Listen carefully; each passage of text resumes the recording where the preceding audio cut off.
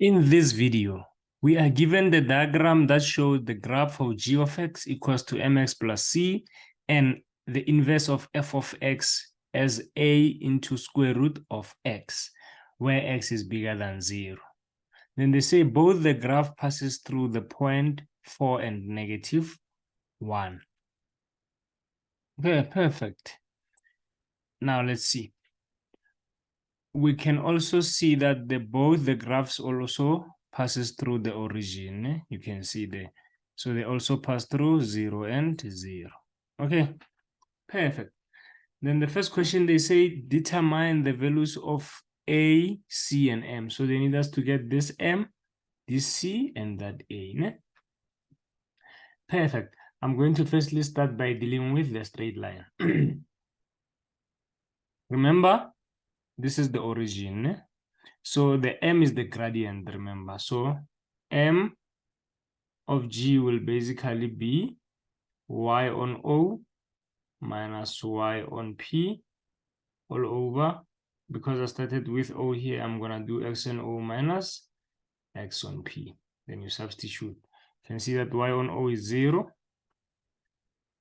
You can see that Y on P is -1. So minus -1. X on O is 0. So 0 minus X on P is 4.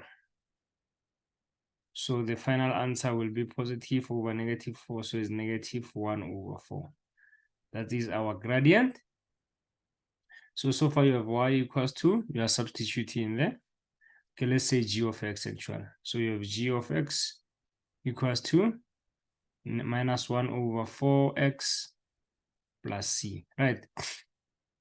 And then you take any point, you can take this one or that one and substitute. For the sake of this video, I'm going to take p, but if you take 0 and 0, it is going to be easier, but I'll use p. So this is my x, that's my y.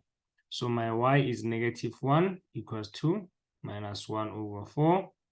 Then you have 4 there plus c. Therefore, you have -1 equals to, this 4 will cancel that, so you have -1 plus c. And I'm sure we can all see that, therefore c will be 0, right? And then, therefore, we can say g of x is basically -1 over 4x plus 0, which you don't show. So we got the value of c and m so far. So c and m are fine. We need to get a now. Okay. So I'm going to erase here quickly. Let's quickly erase, sharp. Now let's get a. A is on this, Remember, this guy here is y, then x is there. So whatever is y, I'm going to replace with -1 because this is a point of intersection. It's shared between the 2 points, I mean the 2 graphs. So we have basically, we have -1 equals to a into square root of 4, which is -1 equals to a times square root of 4, remember, is 2. So you have -1 equals to 2a. Then you divide by 2 both sides. Therefore, we can see that a is -12. Therefore, we can see that the equation of the inverse in full is basically -12 x. Right, let me write it here actually. It's f inverse of x is -1 over 2.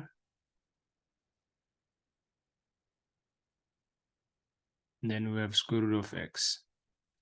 Sharp. So this can go away now. Number 2, they want the domain and range of both the 2 graphs that are given. I'm going to start with a straight line, which is g of x. G of x straight line is in a domain. It's always x elements of real numbers. And then the range for a straight line, it's y elements of real numbers. Okay, always. And then let's do the parabola now, which is f inverse x. Okay, sharp. So for this graph here, they already gave you the domain there, you see? But if they didn't give you, remember the graph starts here and it goes there. So you can see that x is bigger or equals to 0 because it starts from 0 and it increases, you see? So this will be your domain of that graph. And then the range also starts here, but now it goes down. Do you see it? That graph goes down. So if it's going down, we're basically going to do this. We're gonna say y is less than or equals to 0 because it's going below, you see? So it's decreasing. So y is less than or equals to 0 because the y value on where it starts is 0, right? Perfect. And then we answered B. Now we're gonna go to C.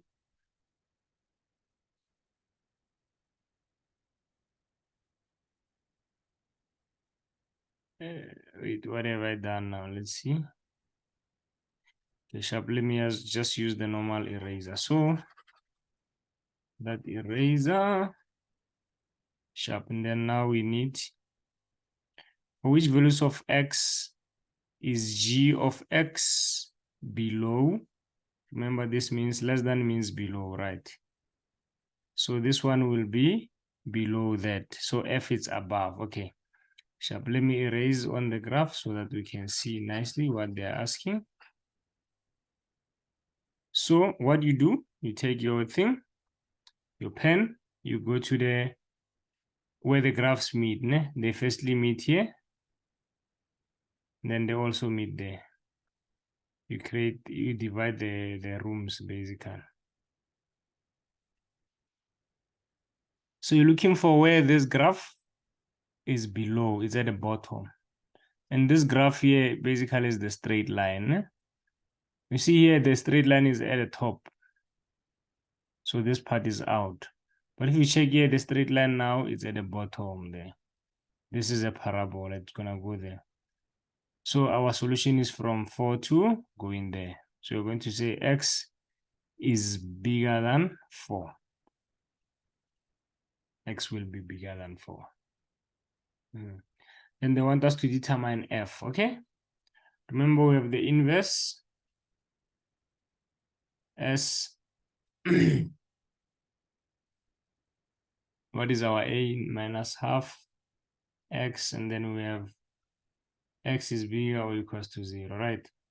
Remember this guy here is your y, right? So to change, you're going to say x equals to minus half square root of y for y is bigger or equals to 0. Now you replace everything with y and everything with x. So all the y's are going to be changing to x. All the x's must change to the y's. Okay, perfect. And then from here, we need to make y the subject of the formula. Firstly, the 2 is dividing, so it must multiply that side. So I have 2x equals to minus square root y, right? And then it's minus 2x equals to square root of y. And then we need to square both sides. And then we're going to have 4x squared equals to y. So 4x squared equals to y. You see how I got that, right? This bracket is minus 2x multiplied by minus 2x because of that square there. This must give you that, né? Then you found the f. Now they say determine the coordinates of points of intersections between f and g. Remember, points of intersection, you equate the two graphs, right? So g, they want the point of intersection between f and g. Remember, f of x is now 4x squared. Now they say f of x, which is 4x squared, must be equals to negative 1 over 4x, right? Which is basically the point of intersection. Sharp. Let's keep on pushing. So LCD is 4. So I'm going to multiply this side by 4. So I'm going to have 16x squared. Then I'm going to take, okay, this side we're left with minus x, right? and I take the x that side, it's 16x squared plus x equals to 0. Therefore, we take common factor x out. So we have 16x plus 1 equals to 0.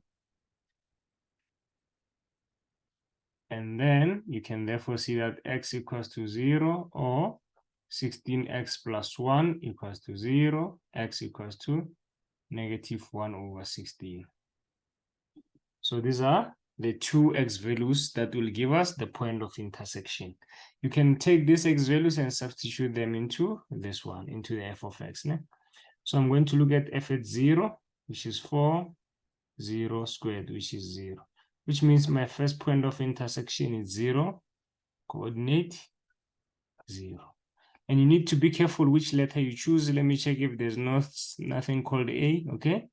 So you can't pick letter A if you're not sure whether there's A used somewhere on the question or not, okay? Perfect. So now let's find f at what? Let's see this value here quickly. -1/16. Okay? Which is going to be 4, -1/16 squared. Which becomes, you can press everything on a calculator to save your time.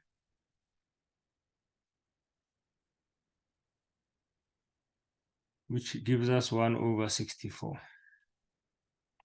Then we can see that, okay, point B will be -1/16, coordinate 1/64.